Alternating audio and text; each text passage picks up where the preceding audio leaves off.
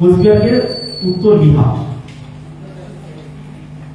উনি আমাদের সংস্কৃতি, আমাদের ভৌগোলিক পরিসীমা, আমাদের মন মানসিকতা, বাংলা বাঙালিদের মন কিছুই বোঝেন না।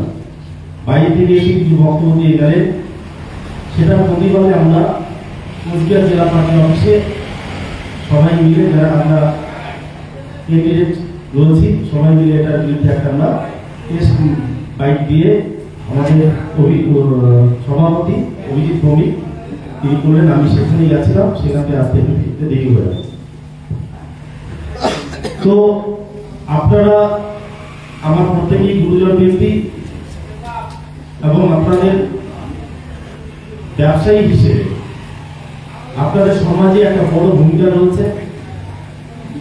আপনাদের সঙ্গে প্রত্যক্ষভাবে প্রতিনিয়ত প্রতিদিন হাজার হাজার লোকের ভাবে আদান প্রদান হয়। আপনারা যে কথাগুলো বলেন মানুষ সেগুলো শোনে এবং মানে, কারণ সাধারণ লোক, আমজনতা, তারা প্রত্যেকেই আপনাদেরকে সমাজের প্রথম সারি একটা শ্রদ্ধার জায়গায় কিন্তু রাখে ব্যবসায়ী বন্ধুদেরকে। কারণ তারা জানে, সাধারণ লোক এটা বুঝতে পারে যে আপনারা ব্যবসায়ী বন্ধুরা, আপনারা সমাজের, দেশের এবং পৃথিবীর বিভিন্ন বিষয়ের খবরাখবর সব থেকে বেশি রাখেন বা বেশি বোঝেন। ফলে আপনাদের পরামর্শ, উপদেশ, আপনাদের কথাগুলো সাধারণ মানুষ ভীষণভাবে শুনেন এবং মানেন। আজকে আমি আপনাদের এখানে এসে আপনাদের আশীর্বাদ চাইতে এসেছি, কিন্তু এর মানে এই নয় আমি অন্যায়ভাবে আপনাদের কাছ থেকে আশীর্বাদ চাইব না। আপনারা প্রত্যেকে বিবেকবান মানুষ, আপনারা নিজেরা একটু ভাবুন। আমার সম্মানীয় সভাপতি বললেন যে এখানকার পরিবেশ পরিস্থিতি কি ছিল, ব্যবসায়ীদের জন্য বন্ধুত্বপূর্ণ পরিবেশ ছিল কিনা, এই অঞ্চলের শান্তি শৃঙ্খলা কতটা ছিল, কেমন ছিল।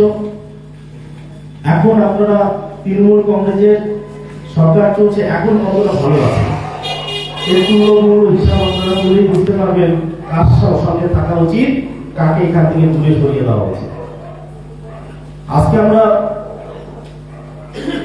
শীতলকুচির সঙ্গে আমার 20 বছরের একটা দীর্ঘ সম্পর্ক।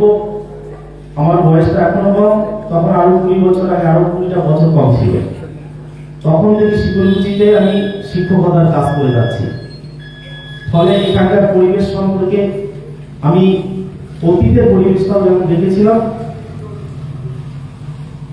পরে তৃণমূল কংগ্রেস আসার পরে পরিবেশটা আমি দেখলাম।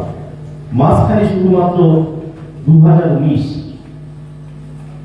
যখন কিনা মানুষ হয়তো ভুল বুঝতে পেরে আমাদের কিছু ভুল বোঝাবুঝি হয়েছিল বা বিভিন্ন ভাবে হোক না কেন, 2019 সালে কিন্তু আমরা পরাজিত হয়েছিলাম এবং এমন একজন জিতেছিলেন যার অতীত রেকর্ড সম্পর্কে আমরা প্রত্যেকেই জানেন। তিনি অনেক কথা বলেছিলেন, তিনি স্বরাষ্ট্র প্রতিমন্ত্রী পর্যন্ত হয়েছিলেন এবং সেই সময়টায় কিভাবে আমাদের পরিবেশ পরিস্থিতি, আমি পোশাক একটা স্কুলের টিচার হয়ে বলছি, কিভাবে এসে থ্রেট করতে, কিভাবে মানুষ, সাধারণ মানুষ থেকে শুরু করে ব্যবসায়ী বন্ধুদের সঙ্গে আচরণ করেছিলেন, জুলুমবাজি, জামাতোলা থেকে কি করেছিলেন, প্রত্যেকটা সাথী আপনারা রয়েছেন। আমিও খানিকটা সেটার সঙ্গে একটু আমার জানা রয়েছে, যেহেতু আমি গোসাই স্কুলে চাকরি সূত্রে ছিলাম। সেই 2021 আমরা ভুল জায়গায় ভুল লোককে পাঠিয়েছিলাম, অনেক প্রত্যাশা নিয়ে কোচবিহারের লোক পাঠিয়েছিলেন যে তিনি আবার কমিশনার সহযোগী হিসাবে প্রতিরক্ষা মন্ত্রী হয়েছিলেন, কিন্তু আবার যে প্রত্যাশা ছিল কোচবিহারবাসী, কোন রকম সামান্যতম উন্নয়ন হয়নি। শুধু তার একটা উন্নয়ন হয়েছে, ওনার চুলটার ডিজাইনটার উন্নয়ন হয়েছে, এক একদিন একদম কালার হয়, সুন্দর করে ডিজাইন করে, শুধু ওই উন্নয়নটাই হয়েছে। বাস্তবিক পক্ষে কোচবিহারের কোনো উন্নয়ন কিন্তু হয়নি। আজকেও তিনি মাথা ভাঙায় দাঁড়িয়েছেন, আবার নতুন কোনো অভিসন্ধি রয়েছে। 2021 সালে আমরা একটা ভুল করেছিলাম, এখান থেকে বরেন বাবুকে বিজেপি মনোনীত প্রার্থীকে আমরা জিতিয়েছিলাম। 5টা বছর, আরো 5টা বছরের মধ্যে নষ্ট হয়ে গেল। 5 বছরে বরেন বাবুকে কোথাও খুঁজে পাওয়া যায়নি, না উন্নয়ন করেছেন, না মানুষের বিপদে দেখেছেন। আমি আপনাদেরকে একটু কথা দিতে পারি, আপনাদের পরিবারের সদস্য হয়ে আমি আগেও বলেছি, আমাকে ভাববেন না আমি এমএলএ হওয়ার জন্য এসেছি। আমাকে আগেও আমাদের নেতা মমতা ব্যানার্জি, আমাদের নেতা অভিষেক ব্যানার্জি আমাকে ভরসা স্নেহ করে একটা দায়িত্ব দিয়েছিলেন, রাজবংশী ভাষা একাডেমির চেয়ারম্যান। 8টা জেলা নিয়ে কাজ করছি, আপনাদের আশীর্বাদে নিষ্ঠার সঙ্গে কাজ করে যাচ্ছি। এবারে নতুন করে একটা গুরু দায়িত্ব দেওয়া হলো যে শীতলকুচিবাসীর সেবা করা। এই সুযোগটা আমি পেয়েছি। এই সুযোগটা যদি সঠিকভাবে আমাকে আপনারা আশীর্বাদ করেন, তাহলে নিশ্চিতভাবে এটাও আমি নিষ্ঠার সঙ্গে পালন করব।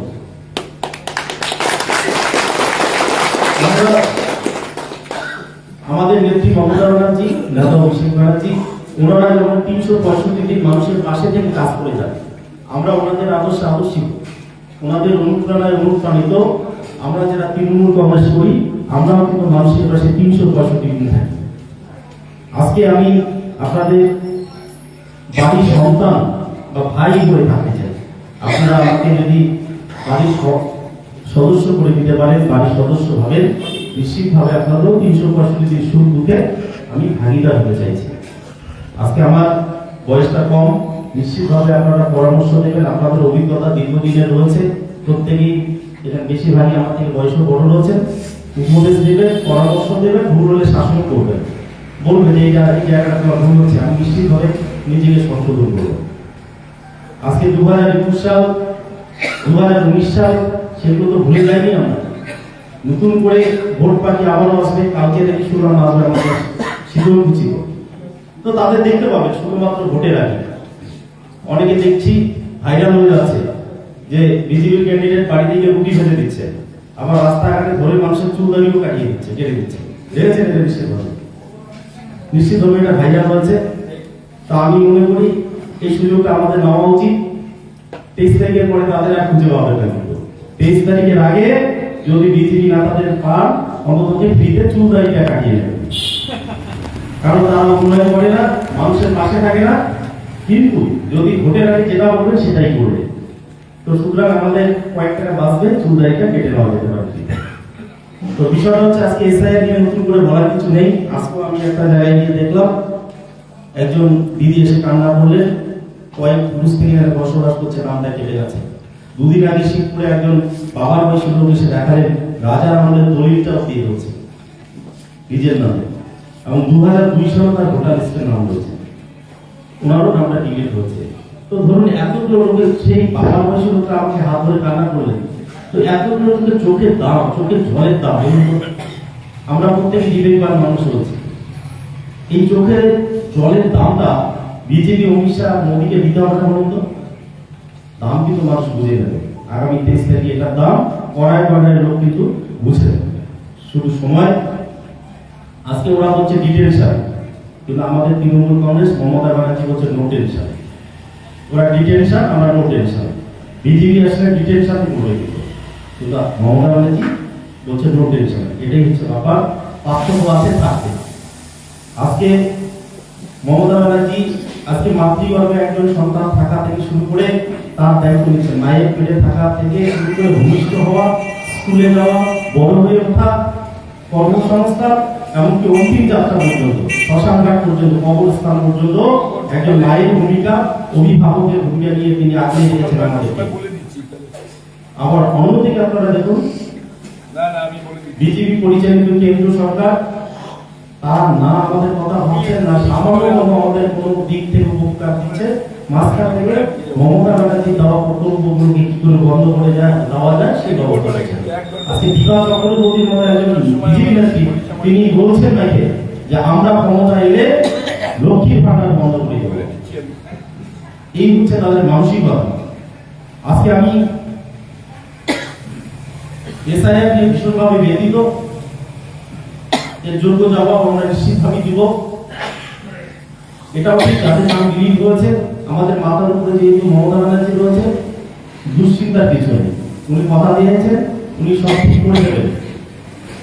আমার আপনাদের কাছে শুধু অনুরোধ রইবে, আপনার অভিভাবক হয়ে আমি রাজনীতিতে ভীষণ নবাগত, অভিজ্ঞতাটা নেই আমার, বিভিন্ন সামাজিক কাজের সঙ্গে যুক্ত ছিলাম।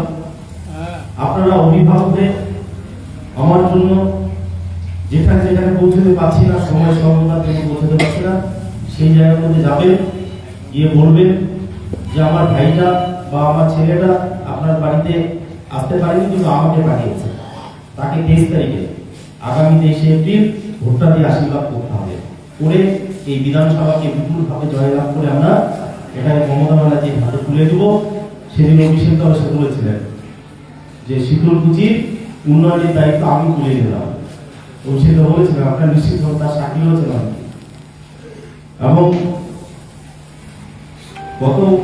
গতকাল আমাদের প্রিয় দিদি নেত্রী মমতা ব্যানার্জি আমাকে বলেন যে কি খবর, আমি কিন্তু সাহসের সঙ্গে বলেছি যে শীতলকুচি আমরা জিতে গেছি।